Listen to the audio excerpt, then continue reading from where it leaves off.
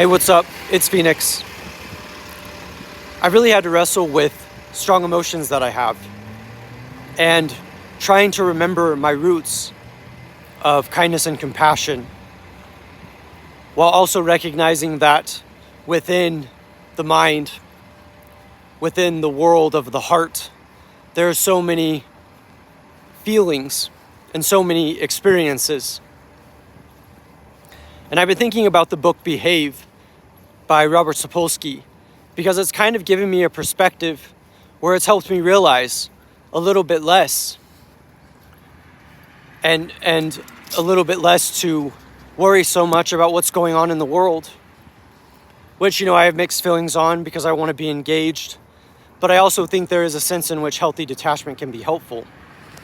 It is super depressing kind of thinking about the way that we're wired. And I wanted to start with one point that Sapolsky makes in his book, which is that we are cooperating with strangers. So when I think of what feels to me to be broken contracts, I realize it's because of strangers. And the point that Robert Sapolsky makes that I think is super interesting is that he says that we are dealing with something in the urban landscape that beings, creatures have never experienced before, which is definitely the fact that sometimes we don't cooperate, sometimes we don't get along, sometimes we do fight each other. And so I really have to kind of depersonalize it in a way to be like, well, it's not me.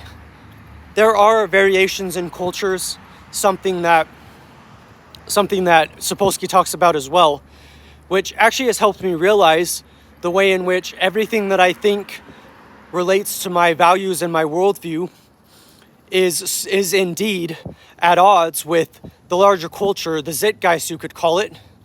And it's kind of a crazy thing because I felt as though my life has been cheapened by so many circumstances beyond my control and by the cruel world.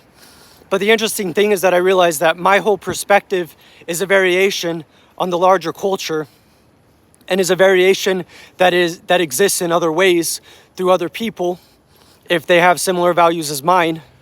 But I find it interesting because what I really want to get at is trying to understand more and more why I feel the way that I do about my experiences with others and how negative it can be. And in order to do that, I have to think about behavior. And reading Sapolsky's book has given me some thoughts and ways of understanding human behavior to the point to where I don't have to worry about it as much. Because the reality is my value system is mine.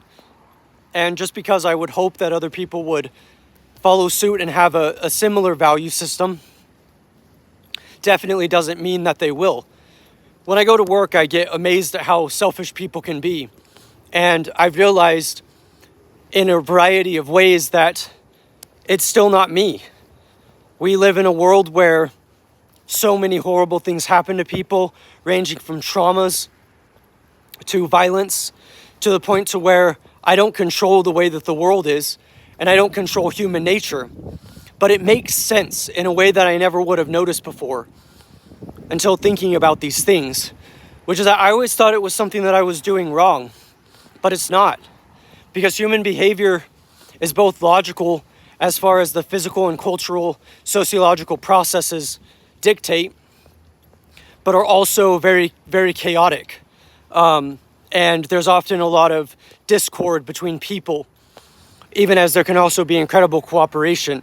So I have to keep these things in mind, that human behavior is a spectrum and that I am variable in many ways because my existence generally goes against most of what I've internalized around me and most of what I've seen in the world. And so it's not to say as if I somehow stand apart, but I do think there is a way in which I do want to continually think about these things because I want to understand why I feel the way that I do and why I think the way that I do about human behavior. And it's just helping me kind of understand that there are a lot of reasons why the chaos is so crazy, which is because people are engineered and wired by a variety of different psychological and biological processes. The nervous system, the brain, the environment that we find ourselves in. And it can get rather depressing pretty quickly. But it also is illuminating. And in a way, I kind of have a model for understanding the world around me and why things seem to go wrong so often. And that's because I am at odds with those in the world, because they have a completely different set of values and they have a completely different way of going about the world. And, so for example, one of my deeply held beliefs is not lashing out, despite whatever pain I may feel. But we know, according to experiments, that rats feel a relief in pain whenever they actually bite another rat when they're too stressed, which means that often these things happen because we're low-hanging fruit, where someone's able to attack us verbally or even physically, and they do it because they literally are feeling better. And so I've kind of thought about Sapolsky's point of view and wondered about the places where he might be wrong. And part of that might be a over-reliance on materialism, as scientific materialism as a way of explaining things. But I would say that one thing that I have really been thinking about is how so many of these things are deeply rooted, and we get so angry because we want to change it, and yet we can't.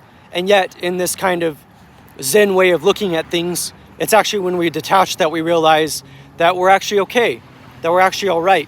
And that's kind of something that I've been thinking about a lot, how much these things contrast, which is like I still have the ability to think, I still have the ability to feel, and so I don't have to limit myself just because the environment around me might be limiting.